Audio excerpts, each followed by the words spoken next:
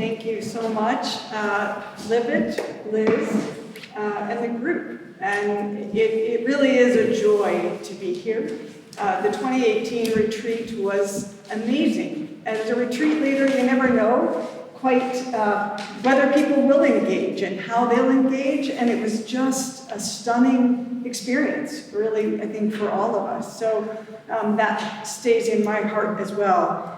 And I want to particularly thank, Libet for the initial introduction, Liz for doing such an enormous yeoman's job today, and Sherry and Janet and McLaurin and who else who were all very instrumental in the forging of what is going on today, but couldn't be here in person. Tom for doing the recording, and John who will be cleaning up. So thank you, everybody. And you all, especially, for taking time, in the middle of a busy, beautiful day. So thank you. Let me just, I'm rusty. I haven't been leading things lately, so forgive me if I'm rough. So much has happened since 2018, right? I mean, on every level. Our own personal lives, the political, the social, the economic, the war. I mean, it is hard to take in the enormity of the changes. And there's a wonderful book someone recently introduced me to called Hidden Blessings. And it's about midlife, but it's actually about life. And particularly interesting because it can be both individual and collective.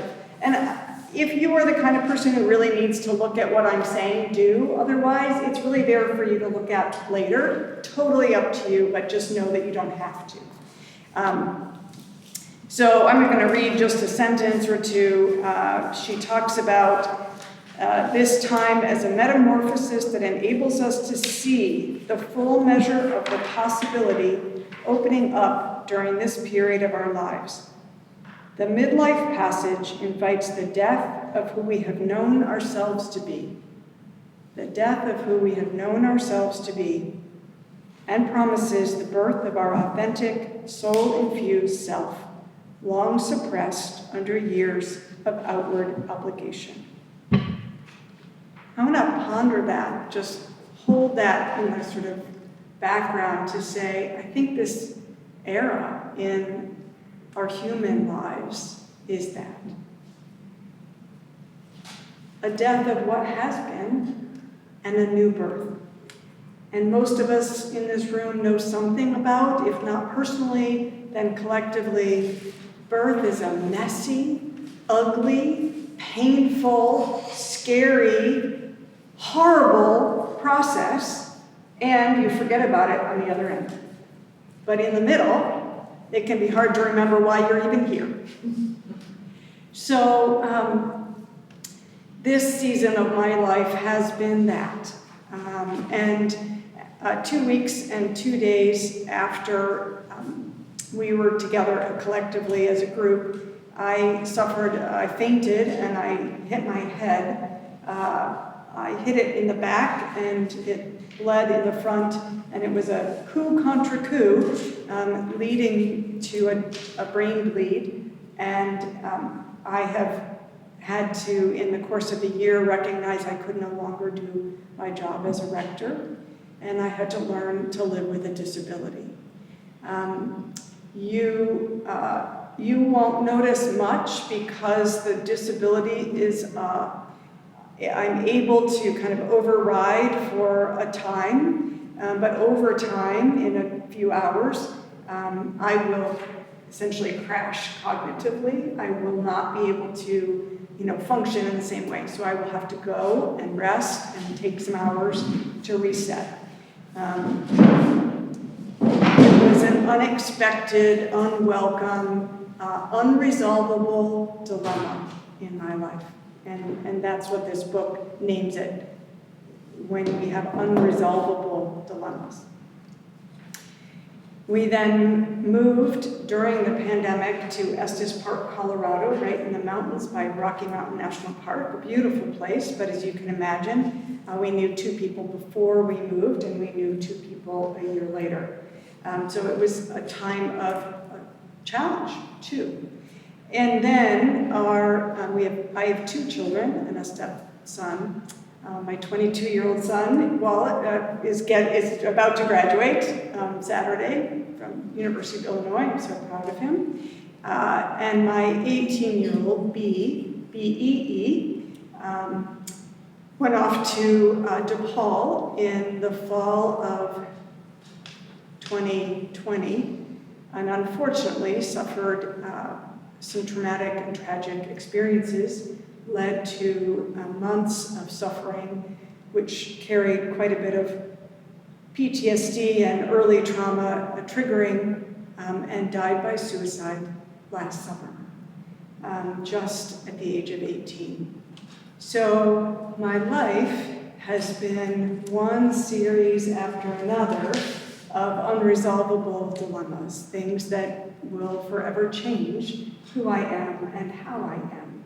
And I share this with you, which is a little bit of a joke story, but the truth is we all can go through and name really hard things. And, traumas and tragedy and grief and loss, they're not measurable. It's not like, well, mine's bigger than yours. No, each one of us, and collectively as a people, we are all suffering from these unresolvable dilemmas, these horrific, huge losses that need to be both grieved and learned to live through. And so my sharing today is not that you have to go through what I'm going through or have gone through, but rather to share that there is a way of going through what breaks our hearts without it breaking our heart. A way to go through what breaks our hearts without it breaking our heart. And someone once shared that grief doesn't get smaller, the container in which it's held gets bigger. And I can speak to the many griefs that I've had in my life, creating a large enough container even for these, which are my worst nightmare. I'm living my worst nightmare, and at the same time, there is something else happening. I am held and sustained, even in that. And so my sharing today is to acknowledge that the wisdom, teaching, and practices, spiritual practices that we talked about back in 2018, they work. They do what they're intended to do, which was the wisdom inherited from Jesus and the mystics, so it's trustworthy guides. But through the pressure and enormous pressure and heat of my own life, they have forged diamonds of resilience and joy. Even joy, albeit a different kind of joy, but a joy that peeks through even the grief. It's not a joy, it's not something that I kind of have, can hold, can make happen. It's something that is happening and that I'm learning to trust and to recognize. So the reflections that I'm sharing are sort of my journey, and each one of us has our own journey. And I hope that you will take whatever speaks to you and also let go of whatever doesn't. So this is just my story and what it might offer to another. So, it all begins with love. It all begins with love.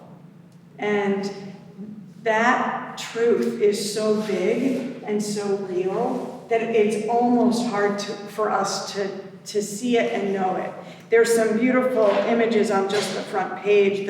huge, the Trinity of the Hospitality of Abraham, or the one by Andrei Rublev, is it's just a stunning image of the Holy Trinity, but for many centuries it was not clear, but the box in the center between the below kind of the table, they discovered was actually, they believe, a mirror.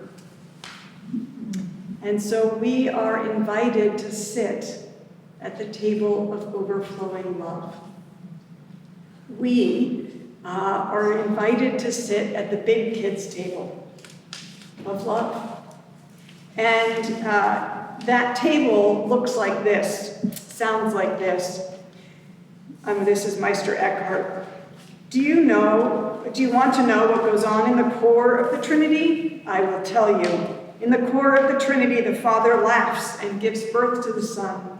The Son laughs back at the Father and gives birth to the Spirit. The whole Trinity laughs and gives birth to us. We are birthed in love and joy overflowing. That is our birthright. That is where we belong, to live in that awareness of overflowing love, joy, and laughter. And we picture that to be, maybe I should say I imagined that in my earlier life to mean that I would not have suffering, that I would have a long life with all good things. And suffering becomes our problem, because true love, and this is a quote from Jim Finley, protects us in nothing, but sustains us in all things. Love protects us from nothing and sustains us in all things. We want love to protect us. We want love to keep bad things from happening.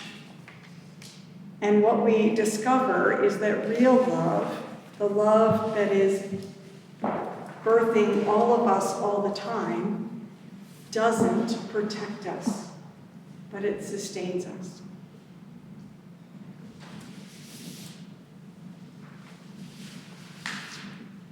The dilemma of suffering it creates a confusion on us because we don't appreciate that love includes suffering. Anyone who's loved knows that there's loss. One of you is going to die. There's always things that cause hurt, even between people who love one another. It's not even intended, it's just the way it is. And love that's strong and deep understands that suffering is a part of it. But in our minds, we think somehow we should be protected. And so there's a confusion in us because trauma has happened, suffering has happened, pain has happened. And so it isolates us from love. It makes us draw back in fear. And in our drawing back, of course, we then wound people. And so there's this kind of unending wounding. And we kind of go through life a little bit bumped and bruised because it hurts and we don't quite know what to do with that. And we even can forget that love is the foundation of all of it. We can lose sight of love's presence. And instead, we grasp, we become havers. We think, I'll cling to my possessions, to my power, to my prestige. I'll cling to something, anything, so that I won't hurt. And the idea that these things might save us, and yet they're empty. They aren't enough. They don't do it. And so we get confused.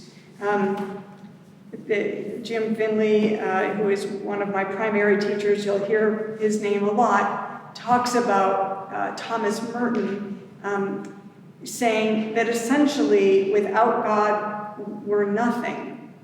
And so with God, we try to have these parts of ourselves that try to create an illusion of who we are, separate from God, and that's, as Merton says, altogether too much separateness. And this illusion of self, who's like, well, I'm defined by all of my things, all my prestige, all the people who love me.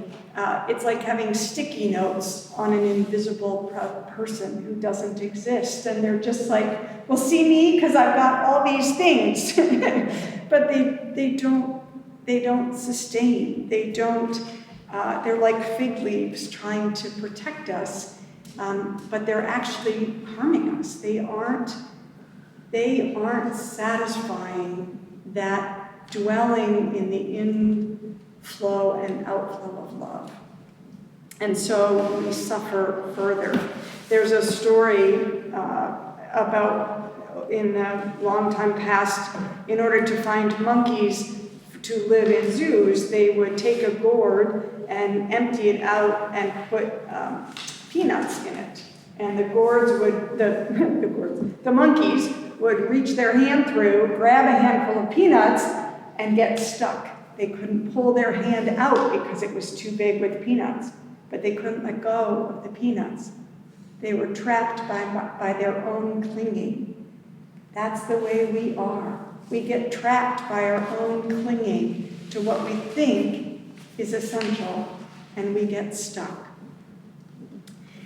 That clinging that we try to hold on to, essentially the wrong things. And one of the things that catches us up the most are our clinging to our expectations. Our expectations that we would have a long life, that we would not get sick, that we would not suffer tragedy. I mean, we have expectations, and I don't know about you, but my expectations can really be a big thing of peanuts, because if I expect things to go this way and they don't, what do I do? What do I do? And the answer is to let go of what we're clinging to, and it's so hard to do. It's so hard because we're terrified. What do we have if we don't have what we're holding so tightly? And it's into this that Jesus enters our confusion and journeys along our side, also being tempted by possession, by power, by securities outside of love. And what does Jesus do over and over again? All of the temptations, all of the times that they wanted to, put him up on a pedestal, what did he do? He disappeared and reground in love. He spent all night in prayer, Henry Nouwen says. In the morning, he was together in his beloved community, and in the afternoon, he sent out that love, healing and showing love to you and to you and to you. But he didn't stay there to get drawn back in.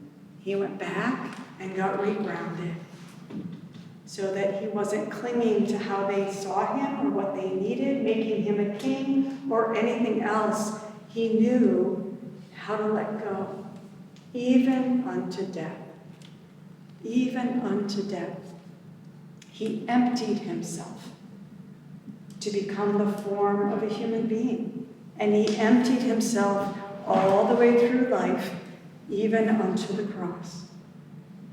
And what does Jesus say? He doesn't say, worship me. He says, follow me. Follow me. That you may have life. That you may have it abundantly. That my joy may be in you. This incredible joy that gives birth to all things. You and me, in and as we are. This whole creation, in and as they are only manifestations of God's love and joy. But we're blind to it.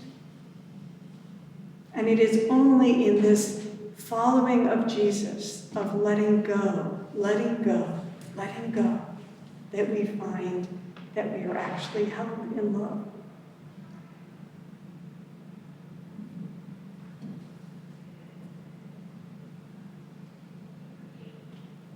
There are ways to let go and ways that are just the inverse of clinging.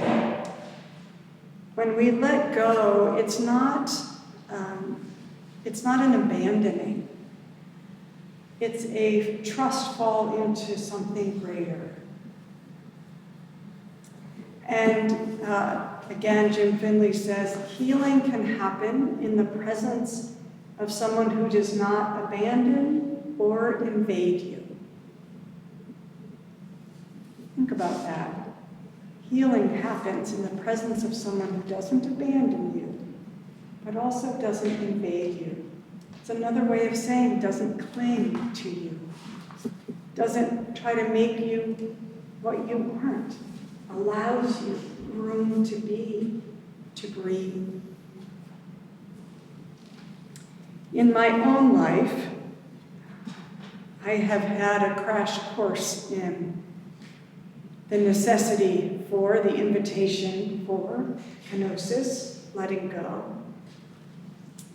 The whole experience with the head injury and kind of letting go of the life that I wanted, the life I loved, I was pretty good at most days.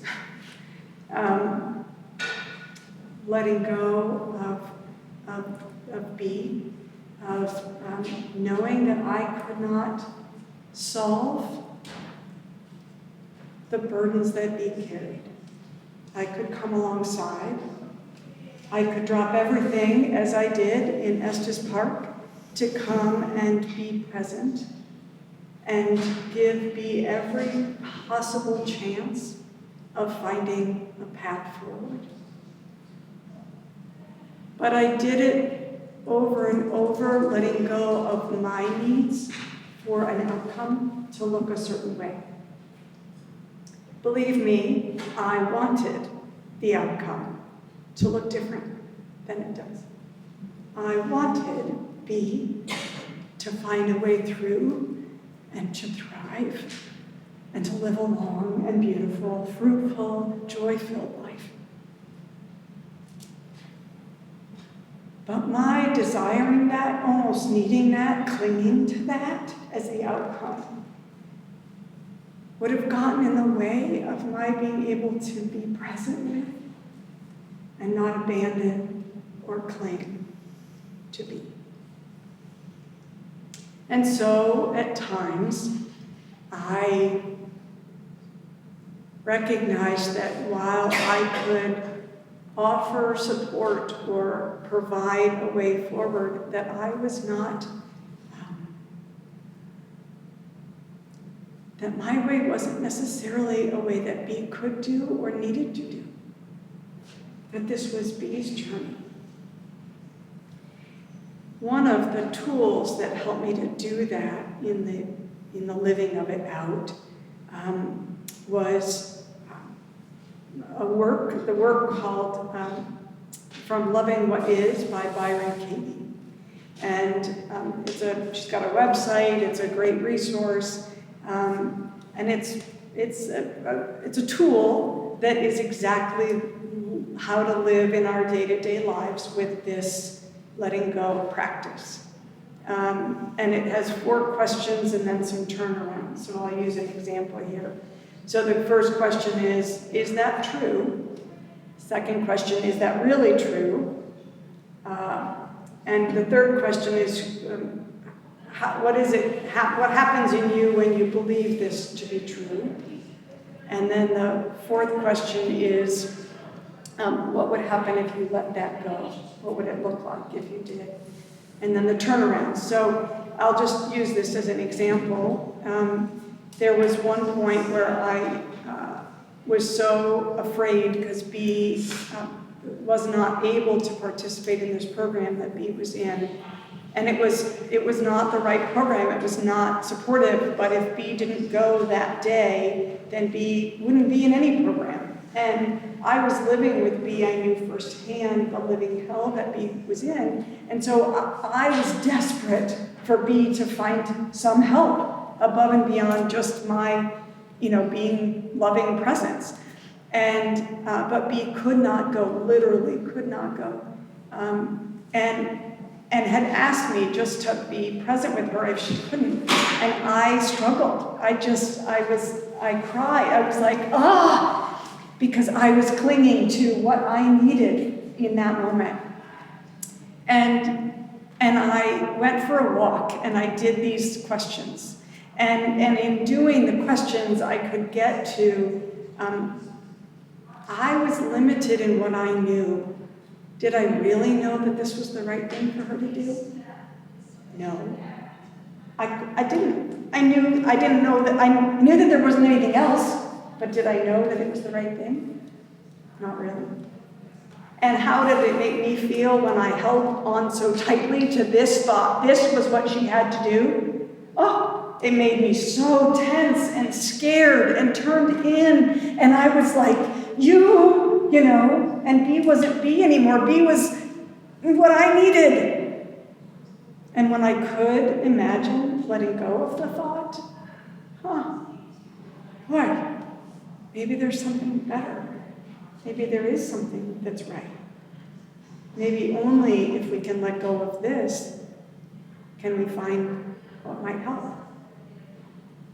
And so it was a tool that enabled me in the moment when I was blind to how I might let go. It gave me a way into letting go, into exploring what it might be to let go. It wasn't forcing me to let go. I want to be clear about that. It wasn't shaming me to say, well, I had to let go. This is, it was curious. It was exploring what might be true that I might be blind to because I was holding my peanuts. And at another point, I so wanted, I was afraid B wasn't doing the work of this particular program situation, and I was able to see, actually, I need to be doing my work. I need to be recognizing the work that I'm not doing. And I'm putting on me a need that I'm ignoring in myself. And my doing that means I can't even see the work that he is doing. And my ability to turn that around and see the work, really see that what B was doing was B's work, and honor that, it changed a lot between us. And you could see the relief in her. That rather than my seeing her as not enough, not doing, not living up, that I could own the parts I needed and let B have B's space. The other practice in this time that was so important, this way of letting go, it's going to sound a little bit odd, but it was gratitude. Somebody in the fall, when B was first really, I knew B was not in a good place, gave me this book, 1,000 Gifts by Ann Boskamp. And I remember thinking, I have no interest in 1,000 gifts. I can't even name one. I was just in a hard place. But I read it, and it's stunning. And she talks about her writing 1,000 gifts and writing them down. And her gift list is gorgeous. I mean, she's an artist at heart, and so they're beautiful. My gift list wasn't that beautiful, but I did write my 1,000 gifts, and some days all I could write was, I am thankful for the coffee in my mug. I am thankful for the trees that are starting finally to bud. I am thankful for my breath. I mean, it was basic and hard. And I went and finished my 1,000 gifts, writing them out just about 2 weeks before B's death. And I was surprised I did not expect that at that point, gratitude had become a way of life.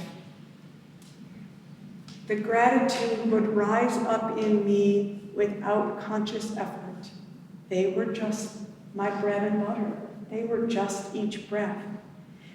So that in the midst of this awful heartache, what I kept recognizing is there is this awful pain and there is this gratitude, and they are both present and real.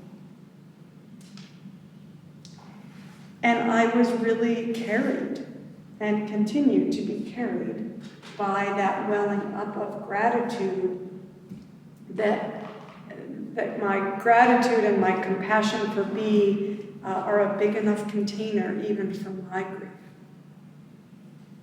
And that grief and journeying of loss expands our container is true. It just keeps getting bigger.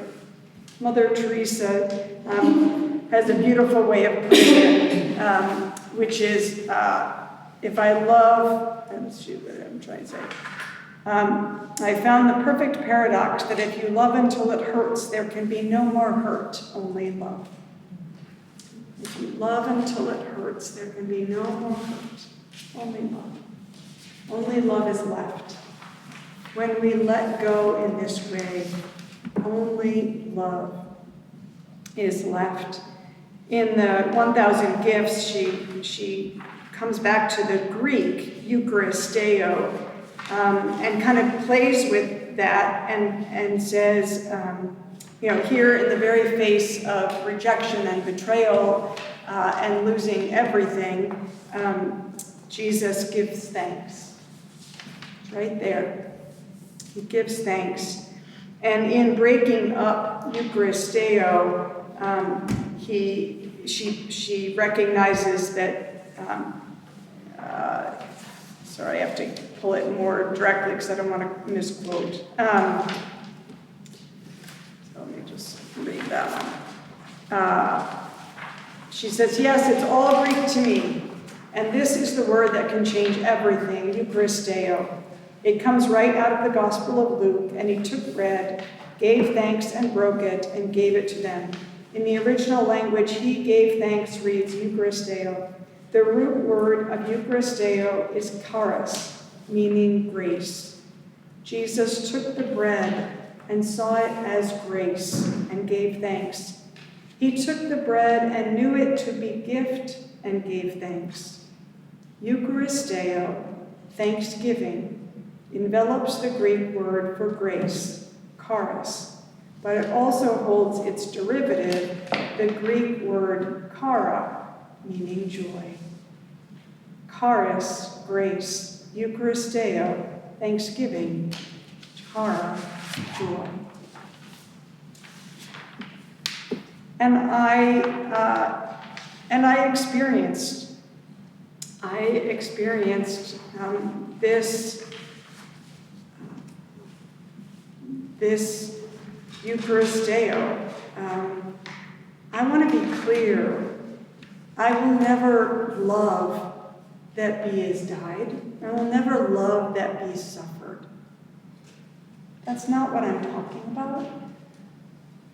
What I'm talking about is loving whatever reaction is coming up in me. It's honoring, and in that way loving what is rather than what I wanted it to be. When we're busy focused on what we want it to be, we can't be present in love to what is. And that is a part of it. So in my grieving, I had some early on griefs, and I wanted to push that grief away. I didn't want to feel the pain. And in this season of my life, I've learned to see the grief and embrace it and to love it. And there are days where the grief rises up. It's always here. It's always present with me. But there are times when the grief just, and the floods open, and I just look at pictures and videos and read things by B and remember, and I just give in to what I'm feeling. I love meaning I'm present to with tenderness, and I don't abandon or invade myself in that process. And I've learned that oddly, by doing that, it ebbs and flows differently. It's possible I'll enter seasons where it stays unwanted for a long time, much like the weather has been so dreary and rainy and cold for far too long. But all that rain is watering a garden that will come up bigger and stronger and more beautiful. I am learning to accept and even savor that B's life was what it needed to be. It's not what I wanted it to be, but it's what B's life was. And therefore, I love that because I was gifted those years to journey with B. And that was my privilege. And I wouldn't change that for anything. And there is a mystery of why some people have cancer, or why people are in a war zone, or why, tragedy happens.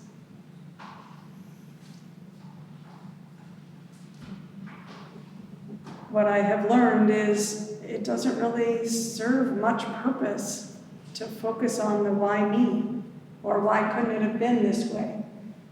I had a friend who wrote, "Enjoy every sandwich," Lee Lipsenthal.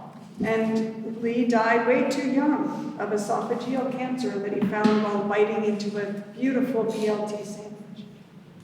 And he had done a lot of his inner work, and in doing a lot of his inner work, he was at peace even with this, even with a diagnosis and a premature death.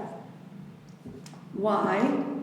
He said, because the idea that I would have a longer life than the life I actually have doesn't exist. That's just in my brain. That's a picture I created. Nobody said that was the way it was supposed to be. That's just what I wanted. And he's like, that becomes like a box, this imaginal image of this is what my life is going to look like, but it doesn't actually exist anywhere. But it becomes the peanuts in the gourd. And instead, he was able to say, but this is my life, and my life is going to be shorter than we would like. But I'm going to live every day in the way that I want to live. And to me, I hope to be that way. Why?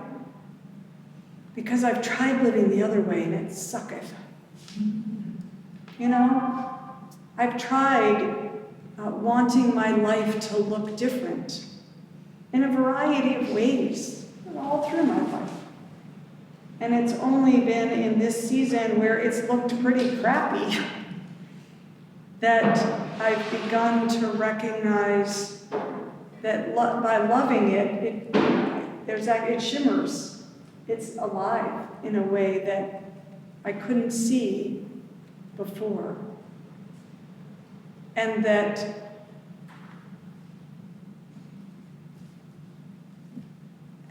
leaves me broken wide open without being broken.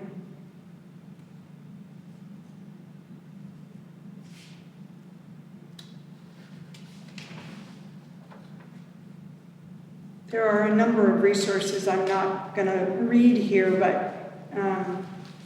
but they're available to you for when you're wanting to kind of go back through.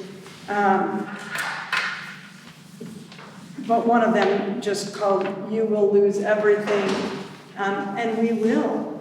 we don't want to acknowledge that. We don't want to pay attention to that. We think we'll have it all, always. And every single person, every single thing, every single breath, you're losing. And so, if we can really face that, and then every single thing becomes precious in this moment, in this breath, as opposed to sort of a set of expectations, it becomes gift every single breath, every single moment, every single thing you have right now, right in this moment, becomes gift. And you savor it differently because you're not afraid to lose it. You know you're going to lose it. Either you're going to go or they are.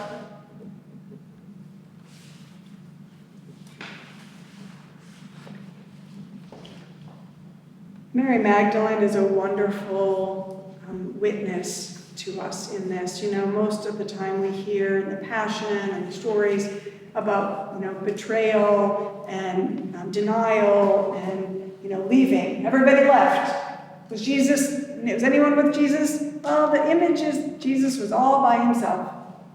But in all four Gospels, Mary Magdalene and some of the women sometimes also was there at the foot of the cross, was there at the tomb, and was the first, in all four Gospels, Mary Magdalene is the first named to have met Jesus, to have been witness to the resurrection, I should say. And then in John's Gospel, the garden scene. And in that, he says, "Do not cling to me." And Cynthia Bourgeault has a really powerful book. There's also a Netflix video now that's a helpful exploration. There's a lot more that we're learning about Mary Magdalene's role that we've missed in our primary understandings, the way we tell things we've missed. And one of the things is that she's really the apostle to the apostles. The Eastern churches understand and call her that. And it wasn't until just recently that this Pope elevated her feast day and named publicly in the Western Church that she is apostle to the apostles. She gets it in a way that we all have a hard time doing, and that is she gets that as much as she loved, she didn't cling, she didn't hold. And she had the Apocrypha, the Gospel of Mary Magdalene, the Gospel of Philip, have some beautiful stories about the way Mary Magdalene was so grounded in this spacious love that she could help the others have trust in this love, have an awareness of how to walk this walk, losing everything and not being without anything.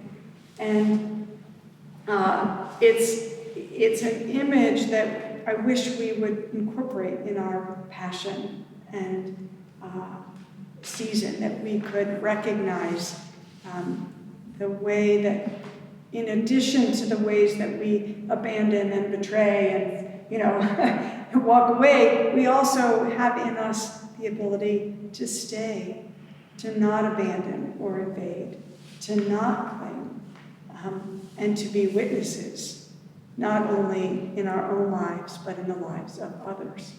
And to do so from a place of respect and freedom, not cling, not forced. What is it like to live this way? There's a wonderful passage in this. I'm going to read a couple of these. Learning to sing. There is a brokenness out of which comes the unbroken, a shatteredness out of which blooms the unshatterable.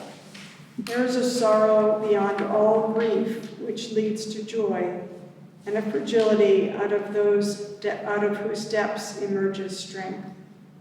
There is a hollow space too vast for words, through which we pass with each loss, out of whose darkness we are sanctioned into being.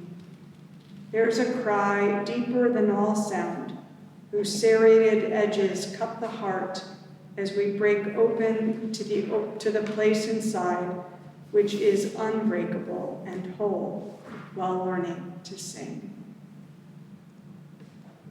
Often poets and mystics, people who themselves have journeyed through the fire, can get this. It's Jim Finley who describes Merton as a mystic understanding. Jim Finley is a living school faculty, and I did the living school with the Center of Action and Contemplation, and all three of the teachers that I had, Jim Finley and Cynthia Bergeau and Richard Rohr, were all incredibly instrumental, I should have said this before, in 2016 to 2018, and guided us in exploring the mystics and exploring the wisdom of various traditions to try to help break open what this path is really about. And that was extremely formative as I then put all of those things into practice in a particular way. But when Jim Finley, who's now, I don't know, in his 70s, I guess, when he was a teen, he entered the monastery where Thomas Merton was the novitiate master, and so literally met with Thomas Merton every day for quite a long time, and was clearly forged by that, and then ended up leaving the monastery to take what he had learned into the world, and became a psychiatrist, analyst, a psychiatrist, I don't remember exactly, my brain's not pulling that word up, but and he does retreats and is incredibly wise, and he has forged me and formed me, so I hear his words in my head a lot. But he talks about the way in which Thomas Merton kind of got to this understanding where. Let me start in a different way. So Finley tells the story about a study that was done of people jumping out of parachutes, out of planes. And then the study could monitor what was going on inside of them physically as they were going through the process. So he said, the newbies would put on their pack, and the energy and fear would jack up, and then they'd walk over to the plane and it would get higher, and they'd get in the plane and it would get higher, and they'd take off and it would get higher, and they'd leap and it would get higher. And it was just this whole escalating. And by contrast, the people who had been doing this a long time would put on their pack and no change, and walk the plane and no change, get in the plane, no change, take off, no change, jump, no change, and it wasn't until just before they hit the ground that it would spike. Why? Because they know it's the ground that'll hurt you. None of the rest of that is an issue. And he says, well, what would it be like if we knew that we were in a free fall and would never hit the ground? Right? Imagine if life was one huge free fall in love and we would never hit the ground, what would it be like? Jim Finley says, well, the first couple 100 years you might go, ah! all the way. But then after a while, you might turn somersaults. You might just really, there's a freedom that comes. And I think that's what the mystics learn. That's what this joy that's not dependent on external circumstances is. It's that as much as my life has hit the ground over and over again, there is no ground. It's only love. Even B went from love to love, right?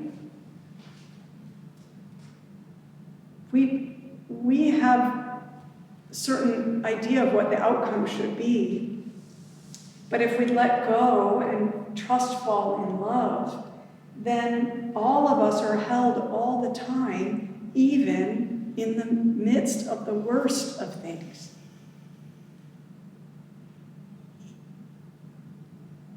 There is no ground.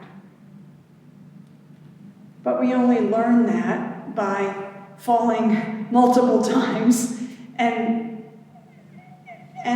doing this, most of it. I mean, I didn't learn this by being able to do it the first time like this, and I'm probably going to run into this again and again in my life. This is not a one and done. But I can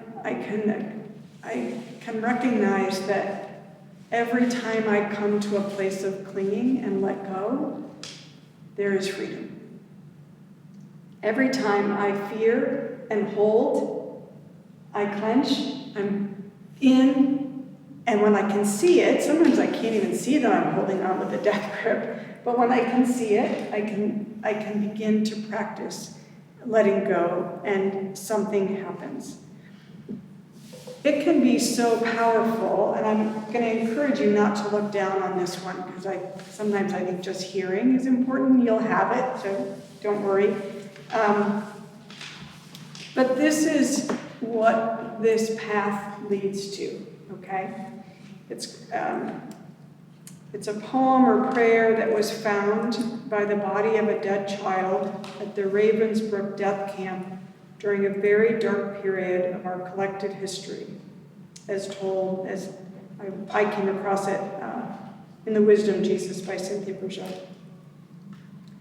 O Lord, remember not only the men and women of goodwill, but also those of ill will. But do not remember all the suffering they inflicted on us.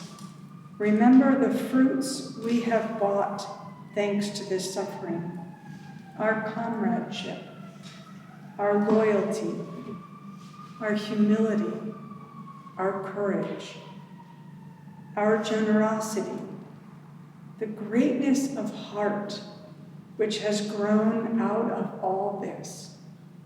And when they come to judgment, let all the fruits which we have borne be their forgiveness. I'm going to read it one more time. O Lord, remember not only the men and women of goodwill, but also those of ill will.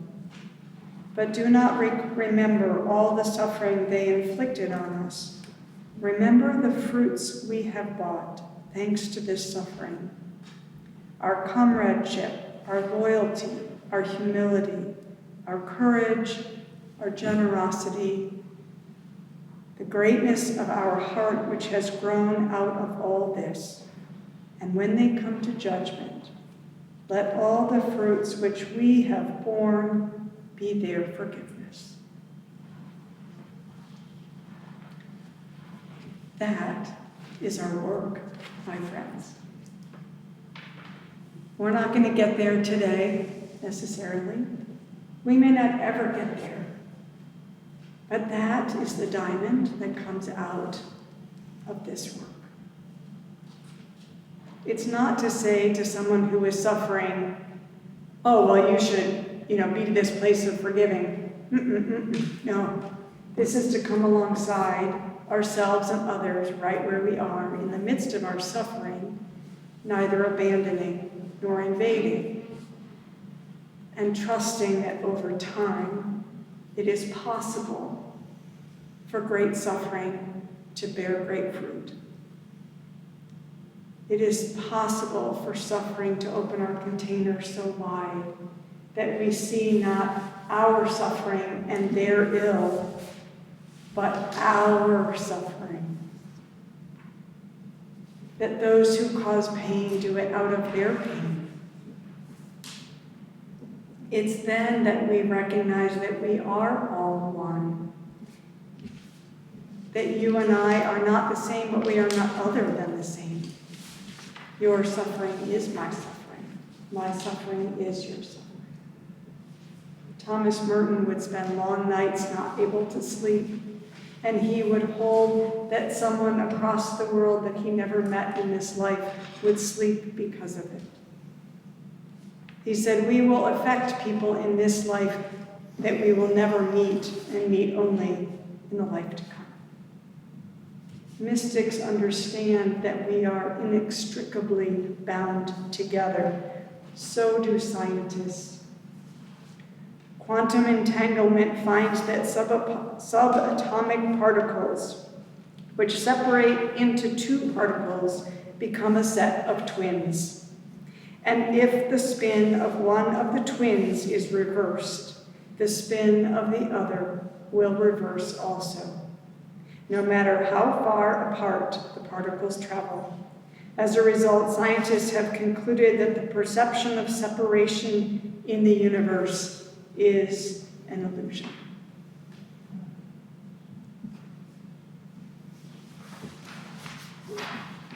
We do our inner work. We do our best in this journey, loving where we are, starting where we are, accepting where we are, and doing our best every day, knowing that whatever we can do in this work of healing, in this work of letting go, in this work of beginning to see what's really true, the love and joy and interconnection that's around us all the time, that work is helping the people suffering in Ukraine. And Putin, with his heart of corrupted in power. It's our work to do what is ours. And in doing that, to whatever degree, our work isn't even dependent on outcome. I don't have to get to this place of forgiveness in order for my work to have value, right? Because the ego thinks it needs to judge, it needs to accomplish something. This isn't about ego, this is about letting go of ego. This is about letting go of the need to have anything other than the present moment be cherished and loved as it is. Jim Finley says, what's the most loving thing I can do for myself and for the other and for the world in any given moment? And some days that's crawling, I would add, some days that's crawling into my bed and letting the tears flow.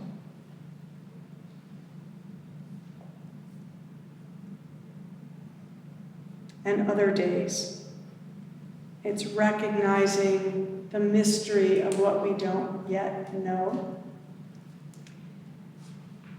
The Western world has imagined that trees are unto themselves. Science is now helping us to see how absolutely trees communicate and are interconnected. They even pool resources. There's so much we don't know. We are interconnected. B is still alive, whole, healed, and partnering with me even today. All along in B's life, we're big hikers in our family, and there were a couple of times that B really wanted to be like her big brother and get to the top of a mountain, or the top of the falls, or the top of whatever, or the Continental Divide. But she was little, like 6. And she'd get so far and she burst into tears. I can't do anymore. I can't. But she had been promised, along with Wallace, that at the top of this mountain, they'd get a camel pack, a way to drink water without having to have a water bottle. They thought those were really cool. And so she said, well, can I have one here? Because I can't get up there. I was like, well, that wasn't our deal. I said, but look, turn around and look at what you've accomplished. Like, you have come so far. Look how much your little legs have carried you up this mountain. And she did, and she looked, and then she turned and she said, I want to do it. So we took it 10 feet at a time. We didn't look higher than that, just 10 feet at a time. And she got up to the top of that mountain. She got up to the top of Balmer Falls, having collapsed into tears and stopping for lunch on a boulder, and she got up to the top of the Continental Divide. Over and over, B rose to the challenge of B's life in remarkable ways. And over, we kind of partnered together to help B go further than B thought B could go. And every day, every breath, I think, B's helping me go 10 feet more, go further than I thought I could go. B is still my partner. It's just that she's the one helping me more.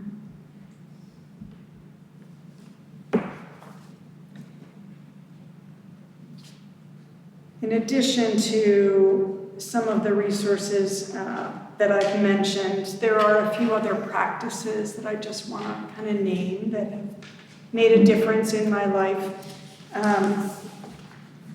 One is inner work, my own healing of the wounds and traumas in my life. We carry those wounds in our bodies as scar tissue, and we're then destined to kind of keep repeating them. So taking seriously the work of looking at what wounds us and how we operate unconsciously in ways that continue that wounding to ourselves and others is an important practice, should one feel moved to do that. And for me, somatic experiencing has been an extraordinarily powerful part of that inner healing. The loving what is, as I said with Byron Katie, conscious suffering is what Cynthia Bourgeault calls it, where we endure something that is excruciating, much like the years in my life of late, but we do so kind of bringing love to that moment, being conscious to it, neither resisting it nor ignoring it, but remaining open-hearted in it would be one way to say that. A community of love. I would not be able to stand here today without people who have gone before me, both mystics and wisdom teachers, with the people that intimately journey with me, allow me to spill my broken heart, be messy, not have my act together, and not be able to see what I want, not be able to find a way through, and that I journey that way with them, that it's a holy space of being real, and often when that happens, what they're going through and what I'm going through tend to be a kind of twinning mirror of each other, which is so beautiful because then I can see in them what I can't see in myself and vice versa. And that beloved community of those who have gone before and those who are still present. Jim Finley and others, Meister Eckhart, talks about find that practice, that teacher, that practice, and that will unravel your petty self. And whether that's, zoning out gardening, or whether that's journeying in love with someone as I have with B, whatever that is that helps you to move beyond kind of your small self into that larger, more spacious self, do that. Any teacher that speaks to you, that says things in a way that really deeply resonate, follow them. I have listened to or read pretty much anything Jim Finley has ever said or done, even though I hear it over and over again, because it speaks to me, it breaks me wide open. And the same with Meister Eckhart, Cynthia Bourgeault, there are others that do that for me. But in, kind of follow your heart, go towards that which can do that. And recognize the humility that we don't see all there is to see. We are all necessary squares on the quilt of life, of the fabric of living. Some squares are more filled with tragedy and trauma than others. Some are shorter, some are longer. But all of them matter. There are no mistakes. There's nothing left behind. There's nothing that is outside of the bounds of love that love is not calling unto itself. This process of loving and letting go, as Mary Oliver says, is what it's about. Love as if your heart depends on it, and let it go, let it go, let it go. And you'll find that love returning to you 100-fold in ways that you can't see when it's right in front of you and you're clinging. Love has a way of becoming bigger as we drop into it.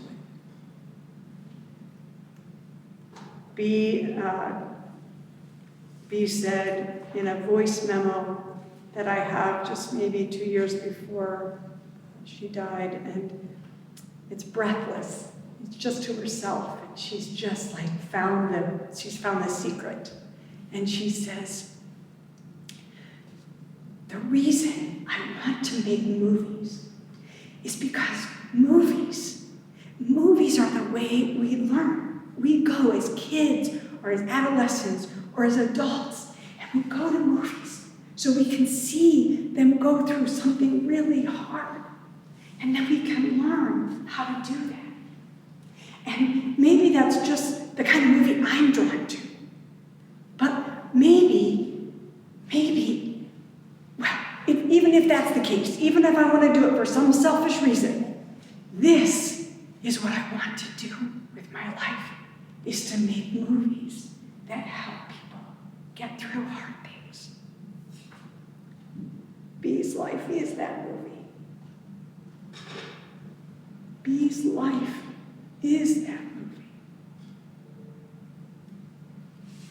We don't understand the dreams of our hearts and how they might unfold when we let go of the outcome that we think we want so much. Hold that lightly.